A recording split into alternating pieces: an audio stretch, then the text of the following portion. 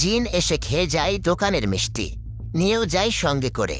ইদানিং নাকি জিনদের মিষ্টির চাহিদা আগের চেয়ে অনেক বেড়েছে। তাদের পছন্দ নরম ছানার মিষ্টি।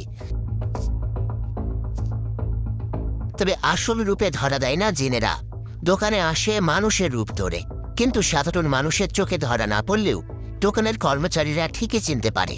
মিষ্টি কিনতে আসা জিনদের চেনার জন্য নাকি দুটো চিহ্ন রয়েছে। কোনো আলোতে তাদের কখনো ছায়া পড়ে না, আর মানুষের পায়ের পাতা সামনের দিকে হলেও তাদের পায়ের পাতা নাকি উল্টো দিকে। এই অদ্ভুত জিনের ঘটনা ঘটে রাজধানীর মদিনা মিষ্টান্ন ভাণ্ডারে। শুধু জিন নয়, ঢাকা শহরের নানা এলাকা থেকে নানা বয়সী ক্রেতা আসেন লালবাগের মদিনা মিষ্টান্ন ভাণ্ডারে। আয়তনে খুব বেশি বড় নয় দোকানটি। গতানুগতিক হোটেলের বাইরে বেঞ্চ আর টি টেবিল দিয়ে বৈঠকখানার আদলে সাজানো ছোট্ট খাবারের জায়গা। একজন সিট থেকে উঠতে না উঠতে আবার দখল হয়ে যায় বসার জায়গা। তাই জায়গার জন্য অপেক্ষা করতে হয় দাঁড়িয়ে। এত লোক সমাগম ও জনপ্রিয়তার কারণ সম্পর্কে দোকানের লোকেরা জানান, মদিনা মিষ্টান্ন ভাণ্ডারের নানা পদের মিষ্টির সাথে গরম গরম নাস্তার সুনাম অনেক বছর ধরেই চলছে। নিয়মিত গ্রাহকের পাশাপাশি প্রতিদিনই নতুন নতুন মানুষ আসেন নানা জনের কাছ থেকে এখানকার মিষ্টির গল্প শুনে। লালবাগ কেল্লার কাছে রহমতুল্লাহ বয়েজ হাই স্কুলের সামনে অবস্থিত দোকানটি প্রায় ৪৮ বছর আগে মদিনা মিষ্টান্ন ভাণ্ডার প্রতিষ্ঠা হওয়ার পর অল্প সময়ে গ্রাহকদের মন জয় করে নিয়েছিল এখানকার নাস্তার স্পেশাল সবজি ভাজি। হোটেলের প্রতিষ্ঠাতা ওয়াজির আহমেদ বলেন, বাঁধাকপি, আলু আর নানা ধরনের সবজি দিয়ে বানানো হতো এই মিক্স ভাজি। শুরুতেই হোটেলের জনপ্রিয়তা বাড়ার পেছনে এই ভাজির অবদান অনেক।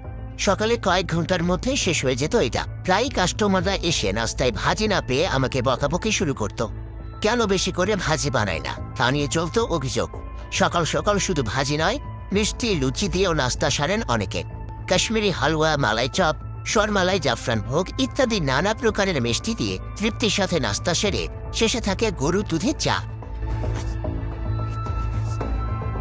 ঘিয়ে ভাজা মালাইয়ের সাথে রং বেরঙের জেলি দিয়ে সাজানো হয় শাহী কাশ্মীরি হালুয়া।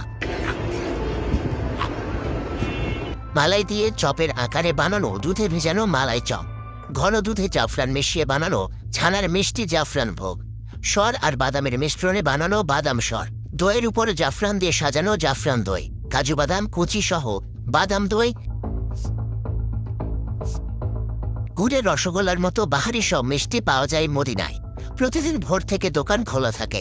ফজরের নামাজ শেষে মুসল্লিরা নাস্তা করতে আসেন এখানে। মাঝরাত থেকেই তা রান্না শুরু করতে হয়।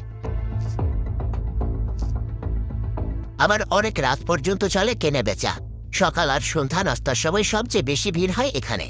মাংস জাতীয় আইটেম নেই, নাস্তাতে মিষ্টি খাবারই প্রাধান্য পায় সবচেয়ে বেশি।